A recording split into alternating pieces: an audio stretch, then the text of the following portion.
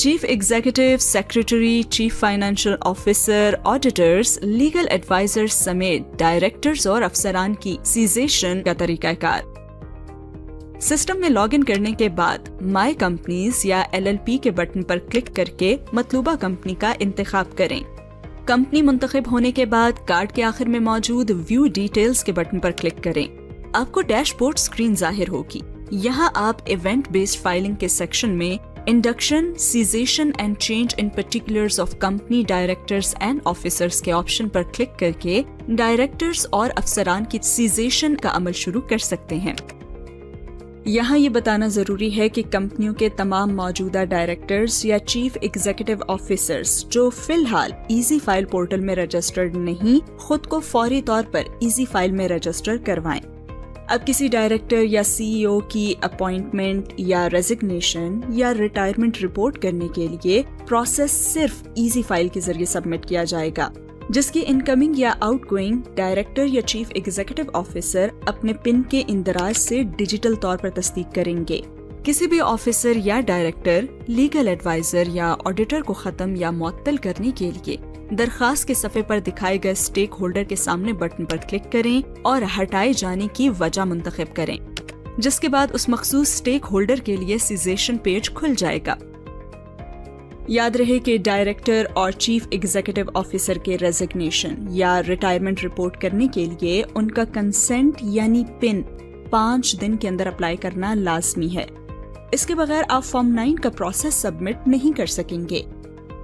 آپ ڈائریکٹر یا chief executive officer کے ریزگنیشن یا ریٹائرمنٹ کو سلیکٹ کرنے اور متعلقہ ریزگنیشن لیٹر یا ایفیڈیوٹ اٹیچ کرنے کے بعد ڈن کے بٹن پر کلک کریں۔ اگر آپ تصدیق شدہ کاپی چاہتے ہیں تو چیک باکس پر کلک کریں۔ آتھرائزڈ آفیسر یا آتھرائزڈ انٹرمیڈیری کو ڈیکلرنٹ منتخب کریں۔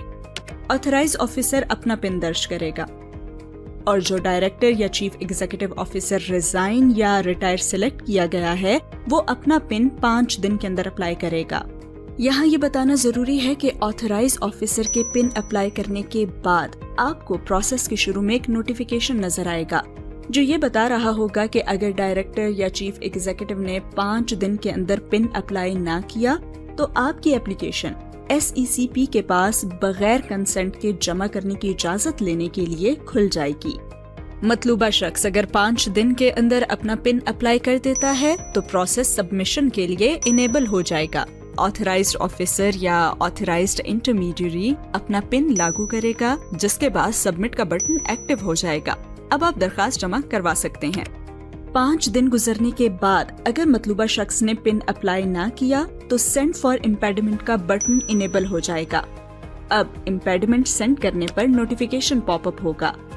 یہاں یہ یاد رہے کہ ڈائریکٹر یا چیف ایگزیکٹو آفیسر کی برطرفی، موت، ڈسکوالیفیکیشن یا ڈی نوٹیفیکیشن رپورٹ کرنے کے لیے ان کی پن اپلائی کرنے کی ضرورت نہیں۔ ایسے ہی ان کے علاوہ دیگر افسران کی سیسیشن رپورٹ کرنے کے لیے بھی پن اپلائی کرنا ضروری نہیں۔